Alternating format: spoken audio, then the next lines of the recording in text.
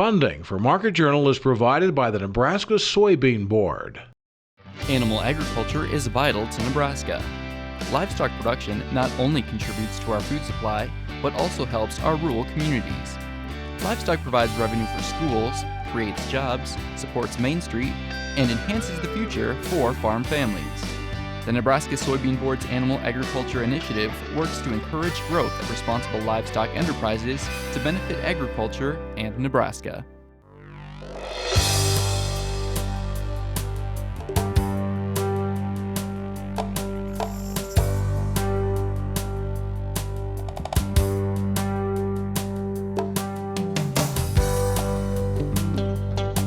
Market Journal, television for making agricultural business decisions, is a presentation of the University of Nebraska-Lincoln Extension, where you can know how, know now. Promotional support is provided by the Nebraska Farmer magazine, and major funding for Market Journal is provided by the Nebraska Soybean Board. The Soybean Checkoff, growing opportunity from the ground up. Welcome to this week's edition of Market Journal. I'm Jeff Wilkerson.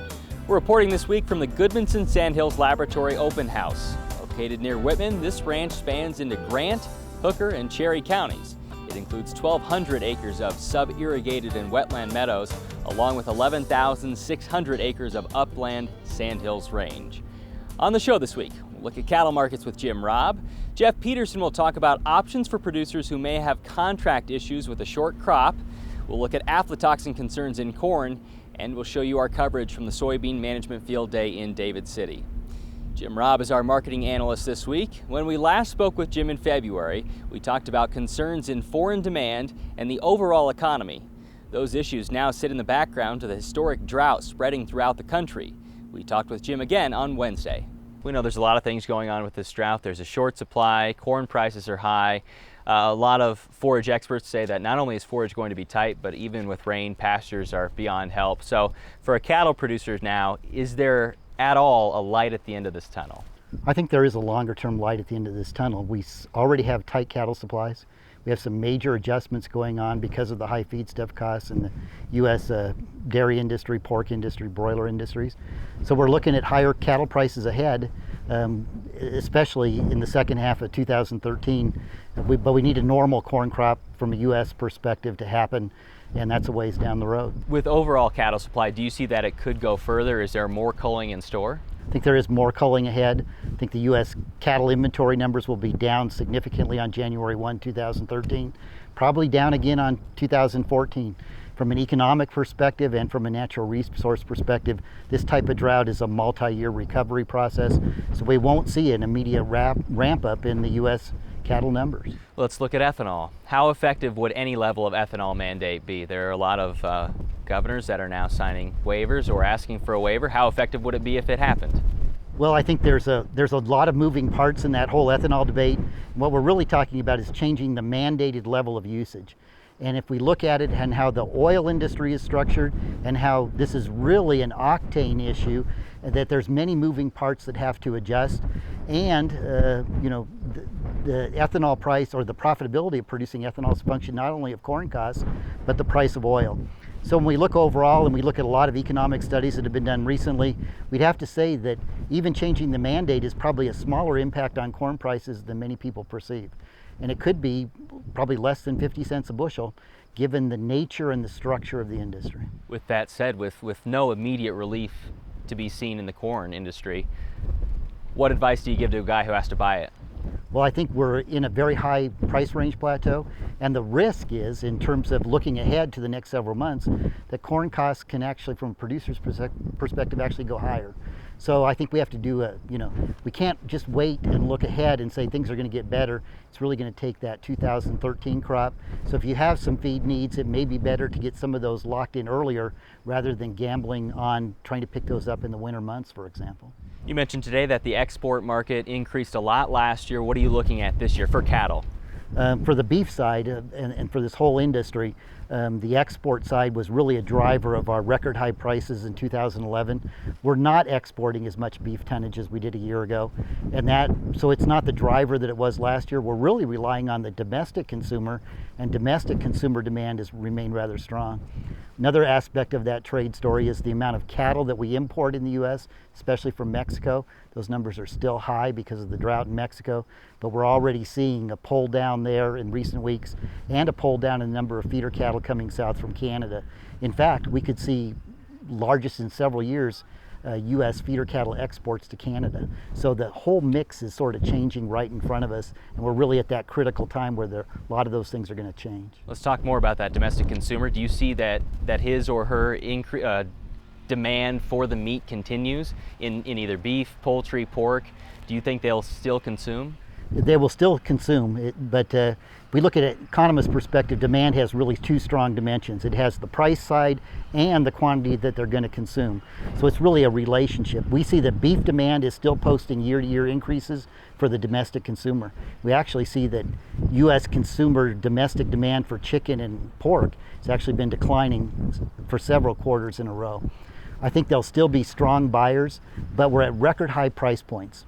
So they won't be eating as much, and we're going to produce less beef. So the confusion is that we're going to produce less, so we're going to consume less. That's really not necessarily directly declining demand.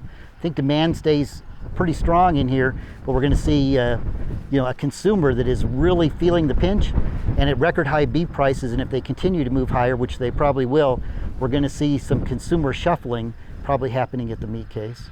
To see our full interview with Jim, including his thoughts on cattle prices next year, you can log on to our webpage. Our marketing analyst next week will be Roy Smith. Jeff Peterson has served as our market analyst in the past, and this week we asked him to answer questions not on the selling side, but on the reverse. This is something we haven't talked about before. We're talking about a short crop, and for people out there who may be over-contracted in either corn or beans, this is a different year for them. So what options do they have? Well, I think this is a perfect time to start thinking about it. If the farmer thinks that he's actually going to be short this year, he needs to go back to the elevator or wherever he sold his crop and talk to them about what his options are. Normally what we'd expect to see is that normally some of the buyers will let them roll it to the next year. They could potentially buy out, and we need to talk a little bit more about that. So they really need to talk to their buyer and see what their choices are. So they buy out. What price do they buy out at, though? You know, the tendency I always have, as soon as someone comes up short, they oftentimes, Jeff, start thinking, I got to get out right away. But it really then depends on their crop insurance. So let's take, for example, revenue protection. If they've got revenue protection, which allows them still to have a better price this fall because of the harvest price, then what they need to be looking at is buying out at the October average, as close as they can to the October average. Because as you pointed out a moment ago, Jeff, if they bought out today, they'd be buying out at the current price. Right. Let's talk about puts on bushels that you currently have. Suggestions there? Yeah, the biggest thing is if they have bushels out there right now and they're afraid to sell them, I think coming in and buying some puts underneath them is a very good idea. That'll give them some price protection. And then let's talk about insurance options, coverage that you might have and want to protect. Yeah, and that would come into play on that revenue protection. Right. On the revenue protection, if they've got bushels and they know they're going to come up short, or even if they aren't going to necessarily come up short, I really do recommend that they come in and buy puts against all their bushels that they have on their insured side, because if the price drops at all going into harvest, and a lot of times we see it do that, that would still give them more revenue in their pocket. So let's play that scenario out, because we know that if the harvest price would be double, they would get up to double, but not over double. So if the price would fall from where it is today, which is just around $8, maybe a little lower than that, how far down do you go before you're comfortable with that? You know, they would have to drop all the way back to ultimately the price they had from the spring, which would take us back to like the 563 area.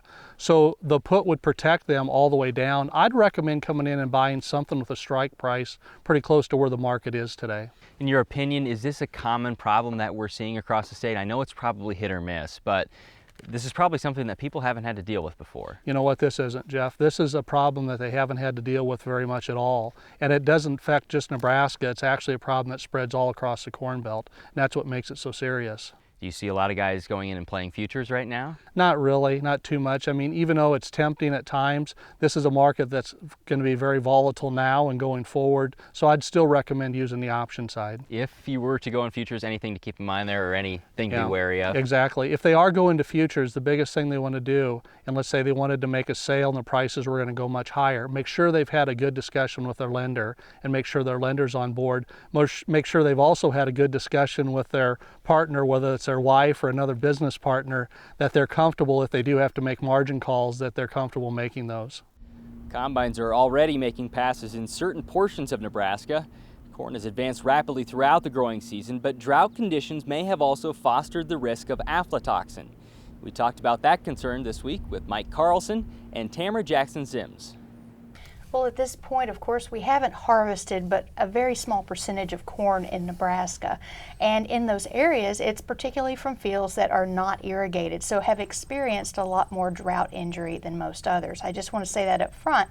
And at this point, it is a small percentage of samples that have tested high with concerning levels or concentrations of aflatoxin at this point. Less than 10% at this point. What's a high level? What do you consider high? For me, that was anything over 20 parts per billion. And so those ranged in concentrations up to 200 or more. How can farmers scout their fields to find out if they have it, and how do you tell it apart from other molds? Well, I recommend if you have fields that are at high risk, and I consider fields at high risk if they've got drought injury and especially if they have ear-feeding insect injury. The damage can allow fungal infection and promote the accumulation of some of the mycotoxins like aflatoxin. And so if they scout the fields that are at high risk and husk back several ears, they should be looking for an olive green mold, or they'll see the spores. They look dusty on the surface of those kernels that are usually damaged. Is it a sample that you need to send in, or is it something you can diagnose on farm? Well, most people are probably not going to feel comfortable diagnosing it, and they're probably going to need to send in a sample for diagnosis and possibly even for mycotoxin analysis. We'll get into the livestock side with Mike here in just a second, but storage on farm, what recommendations for storing in bins? Well, in general, for any of our ear rot diseases, we don't recommend storing grain that has got those diseases, because even under the best storage conditions, you can only expect it to probably get worse in the bin and have even more problems when they do pull it out to sell it later on. Let's talk about selling. Mike, we'll bring you in here.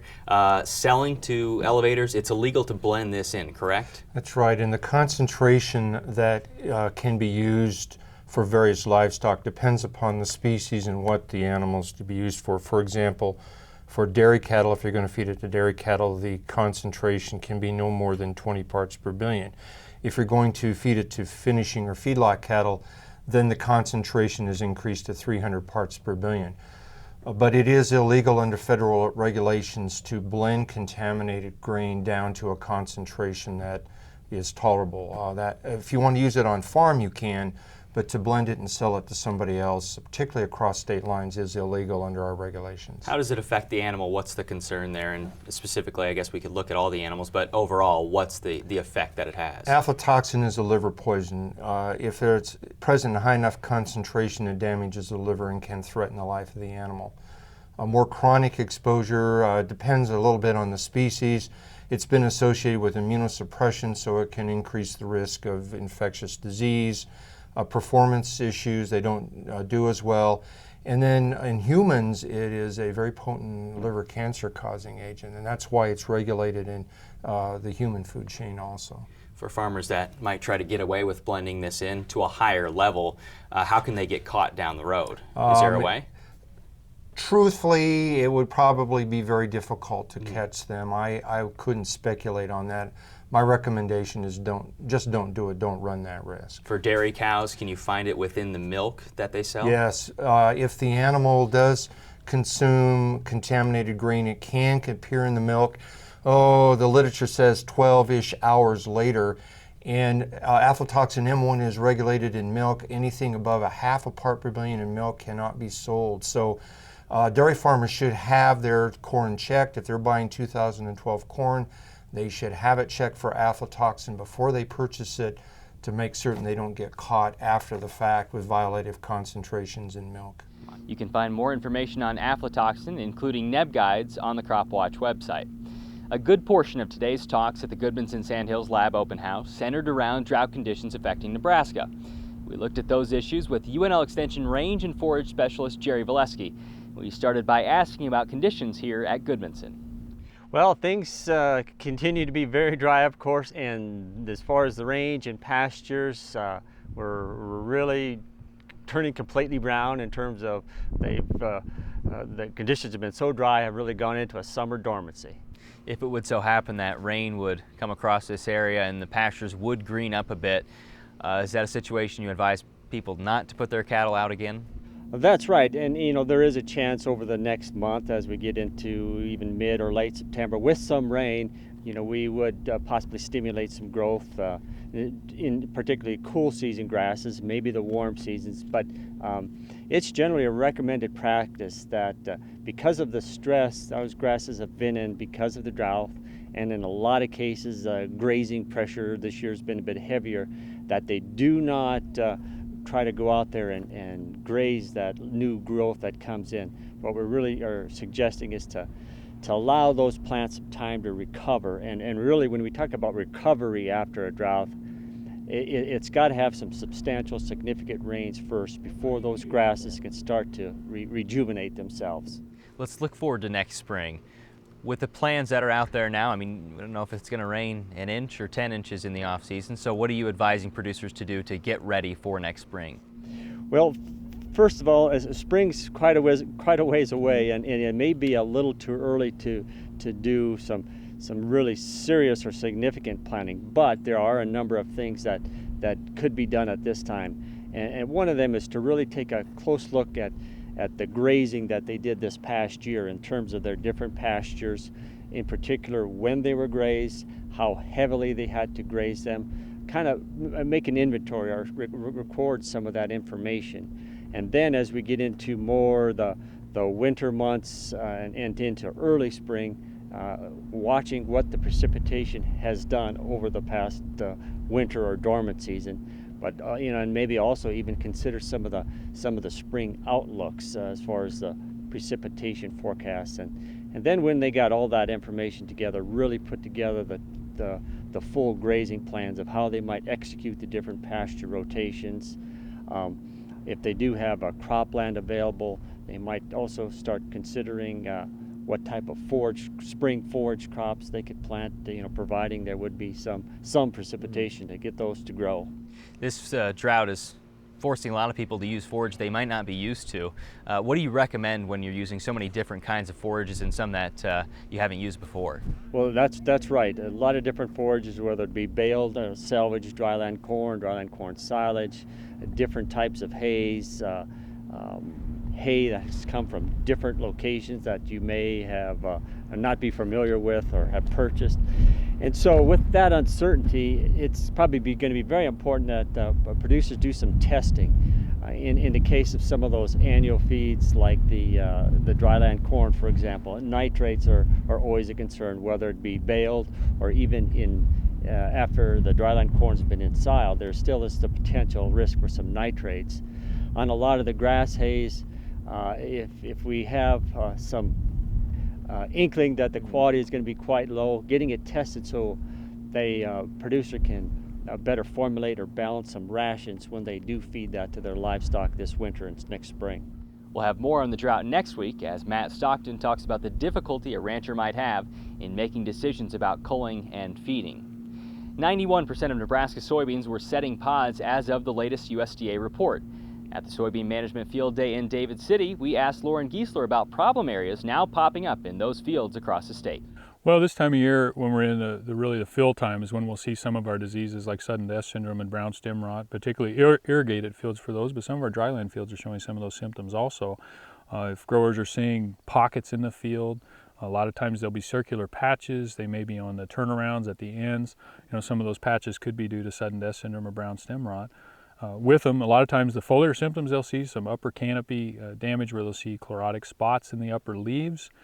and then they pull those plants and take a look at the stems and see what they've got. If they're brown in the center, it's brown stem rot. Widespread across the state or pretty hit or miss? Well, I think it's hit or miss really on this. These are soil-borne diseases, so we don't see them move like our foliar diseases. You know, something like gray leaf spot that's all over the state in our cornfields, it's quite different for these. Anything you can do this year and also years after to? Well, and these are key really for the future. You know, identifying any of the soil-borne diseases are things that then when you look at the next time you're in soy in that field, look at selection of the variety. So, you know, and I always tell producers not to necessarily just select resistance in there if it's a small spot in the field, but if it's an area that, you know, they feel is a significant portion of the field that's being affected, then look for good agronomic traits, and then look at those ratings for sudden death syndrome or brown stem rot. Historically, has that been an effective choice? Have producers been able to find varieties that work well in areas that maybe other varieties wouldn't? Yes, they would. They would. In fields with significant problems too, that's definitely going to affect their yield enough they're going to want to do that. Let's talk about soybean cyst nematode. How prominent in a drought year like this? Well, one of the things with the drought year is that, you know, there's not a lot good about a drought year, but with cyst nematode, you may be able to see evidence that you have cyst nematode. So if we have farmers that, you know, they're seeing fields that they can't explain why there's a pocket of stunted or, you know, more drought stress than other type in that field, those could be due to cyst nematode. If they're pockets that, you know, it wasn't a low spot, that they had some root damage early on, or they don't see the soil type variation that they feel they can't explain why it's there, those are spots that I would really encourage them to sample for cyst nematode. Send it into the plant path lab? Well, they can. They can contact their local University of Nebraska Lincoln Extension office for a soil bag. They can contact our office, and the Soybean Board through their checkoff is funding a program where they can have those samples analyzed for free. Along these lines, you have an opportunity for producers to learn more about it. Talk about your field days coming up. Well, field days coming up, you know, next week, that last week in August, we have 4 different locations where people can learn more about soybean cyst nematode. With those field days, you know, at every one of them, we have the cyst nematode sample bags. We'll talk to them about how to collect those samples. We'll talk to them more about how to really effectively manage cyst nematode at each one of those. Those soybean cyst nematode field days begin Monday and run through Thursday at 4 locations across the state. You can find those locations and more information on the field days through the link on our website. Also in David City, we talked with Greg Fouillon from Weston. Greg serves on the production committee for the United Soybean Board and updated us on a recent funding and research meeting in Minneapolis. We met in Minneapolis a couple weeks ago, Jeff, and it's our main funding meeting for production research projects. What kind of projects are you looking at, Greg? We look at a wide variety of projects ranging from insects to disease pressures, SCN, basic genetic studies, drought tolerance. For people that aren't familiar, what's the difference between the Nebraska Soybean Board and the United Soybean Board? What are the differences in what they look at? Well, the Nebraska Soybean Board, they administer the state's portion of the checkoff. The United Soybean Board administers the national, the other half of the checkoff. The production research is done on the state level, focuses more on regional and local state issues, where the United Soybean Board Production Committee focuses on projects that are more applicable to the United States, the entire soybean producing region. You mentioned there's some looking at restructuring the United Soybean Board. In what sense? Well, the current committee structure has been in place since the actual beginning of the checkoff, which has been over 20 years now. And it was decided back in December that we need to move to more of a current that would more address the issues that are facing today's soybean industry. How varying are those issues? Because like you said, this is across the nation. So how varying is it from coast to coast, or at least from, you know, one end to the other? Well, as far as the committee structures, the main thing we decided we needed to address more is it's moved to an international marketplace now. International demand, international customers, customer focus on an international basis, basically. After only warm temperatures across Nebraska this week, here to forecast the next 7 days is UNL Extension State Climatologist Al Dutcher. Well, folks, here we are again. Time for the weekly forecast. Before we get to the main forecast, let's take a brief summary of the past 7 days. Of course, we've seen some precipitation move in last week, and primarily north central and northeast Nebraska were the big winners of the precip. And then we also seen a cold frontal system moving through the state as we got into the midweek time frame that did generate some scatter shower activity across portions of the northern Sandhills, a little bit in the far eastern panhandle, and then a main band of precipitation developed primarily along the I-80 corridor southward as we got into the Thursday. And then of course yesterday we did see a scattering of thunderstorms pretty much across eastern Nebraska. Now we're looking at this thunderstorm activity to move out of the region as we move in through this weekend, and once again we have some much cooler conditions, and that seems to be the pattern that we've been established firmly now for the last 2 weeks. Look at the last 2 weeks. We've had some warm days in there, but overall, on an average for the state, 10 of the last 13 days have been below normal. So that might be the trend that we might be faced with as we get farther into the future, but certainly we are going to see a little bit of warmer temperatures move into the region before we get another chance of some precipitation possibly working in toward the end of next week. Let's take a look at the forecast, and as we go to the upper air models, what we will notice is that we do have a little low pressure system once again moving across the southern Canada border that's going to move over to the Great Lakes and start to drive down a troughing pattern in the eastern United States. So this piece of energy that is shown right here in eastern Iowa for this afternoon will be clearing the state as the day progresses, and we'll see an end of the precipitation, and we'll start to see some nicer conditions. We should see highs that will be primarily in the low to mid 80s across the north. If the clouds hang on a little bit longer, we'll see those temperatures drop maybe 5 degrees to the upper 70s. Across extreme southwestern Nebraska, closer to where the real heat in the desert southwest is, we maybe see temperatures that'll be in the upper 80s to low 90s. Now as we go into tomorrow, we will notice that there is a little dip in the jet, and we're starting to see that trough starting to develop to the east of us, so we are going to still remain cool in the eastern part of the state. We're looking at highs in the mid 80s across the northeast. As we get into southwest Nebraska, we'll definitely be in the low 90s. Now as we go into Monday, we'll start to see that ridge starting to form and starting to bubble up and bring the heat to the western part of the state, so we are looking at mid to upper 90s across the southwest. In the east, especially extreme eastern Nebraska, we may still stay cool, primarily in the mid to upper 80s. As we go into Tuesday, now we start to see that ridge pushing in much warmer conditions. We'll be looking at highs in the low 90s across the east to the mid to upper 90s across extreme western Nebraska, with an outside chance of some isolated thunderstorms developing in the afternoon. As we get into Wednesday, pretty much the same thing. Hurricane Isaac is expected to make landfall in the Florida Panhandle. If it goes a little farther west, we could see moisture shunting up into the central corn, but overall we're looking at highs in the mid 90s across the east to the upper 90s across the west.